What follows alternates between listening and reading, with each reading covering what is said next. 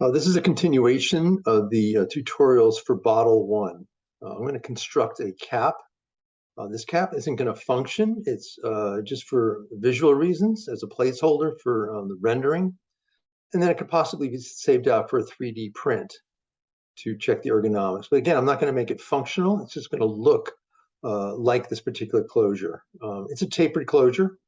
It has a toggle valve at the top and this little finger detail that you put your finger in. It'll be an oriented cap, so it'll be oriented to the one side. And by pressing on this detail here, it pivots up and exposes the aperture for the material to come out. So I have this outlined, several steps right here. You should be able to just do this with these.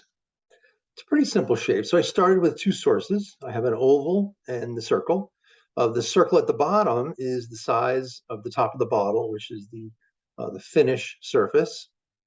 The top is the same depth, so it doesn't protrude beyond the extent of the bottle. But then left to right, I extended that out to, I think it was about 2 inches to give it a flare. It's completely arbitrary. So if we can take these two, if we select them, we can loft them. This time I'm going to loft them with caps on. Caps on means that when I do this loft, both the ends will be closed. So now I have a solid. There's a solid shape and not a surface. So I want to have this other piece inside. So all I did was select the part and go to offset.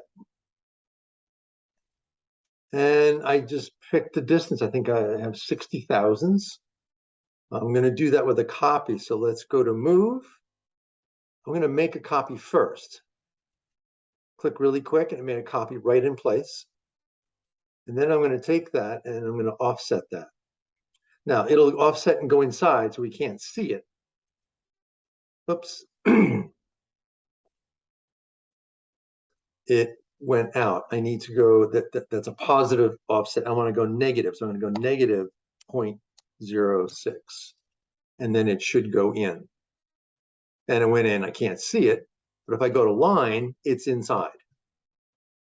So once that's in there, I just went to the front view. As you can see over here, I just moved it into position. Straight up, no copies. Lock to perpendicular. I have to grab my part. Grab the part. Move. And I just put it up a little bit so I can see that edge. So that's what got us to this point.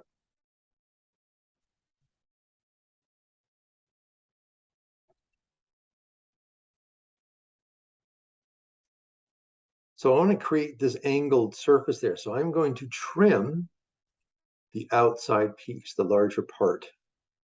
Let's go to line so we can see our pieces.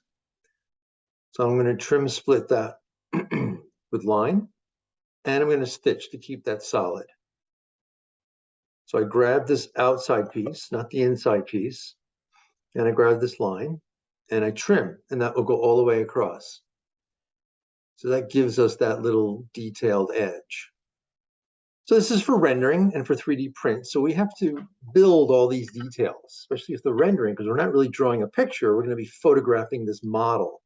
So it's like building it in the shop. So we have to get all these details in there. So when we render it and put light on it and textures and colors, it will look real. So that's how that detail was created. I took a sphere and scaled it into these different positions, scaled it from the top view, from the front view, and got it to where it looked pretty good. And all I did was difference that once that got into position. So with the difference tool, grabbing the inside part, select that and difference it, and it gives me that nice little finger detail. And we're almost done. So now I have these two pieces. One's inside of the other. It's going to go into line. You can see it. So all I'm going to do now is take those and union them together.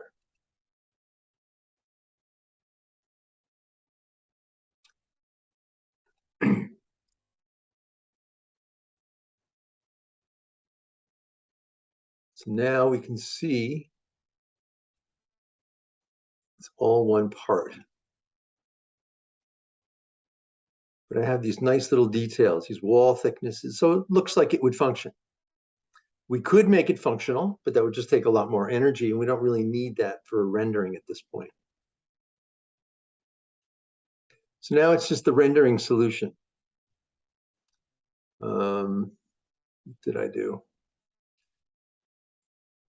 There's a couple ways to do not rendering, a radius solution. You can do things in different stages. Let's see, what did I do first? Let's grab, no, okay, well, let's grab that round. I'm gonna make that pretty big. Let's see what it looks like.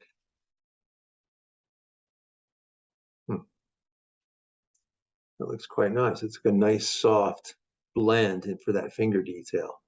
Yeah, that looks pretty good. So now I'm going to select that group of radiuses. So I have that selection on. And let's render them all together. This would be a much tighter radius, maybe 30 thousandths. Huh, so it looks pretty nice. So now we have that soft dish area and then that edge. That's good. This other edge is more of a functional edge. It's a wall thickness. So let's grab those. I'm actually going to grab these little ones in here also.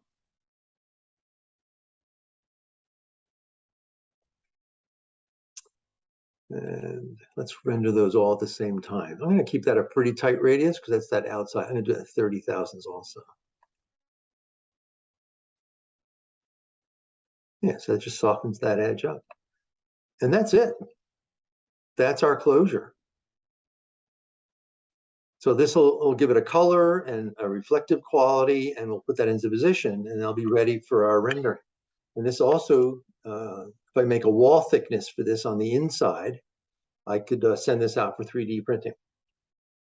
Okay, so that's it for this tutorial. Next time we'll talk about doing labels and graphics and rendering.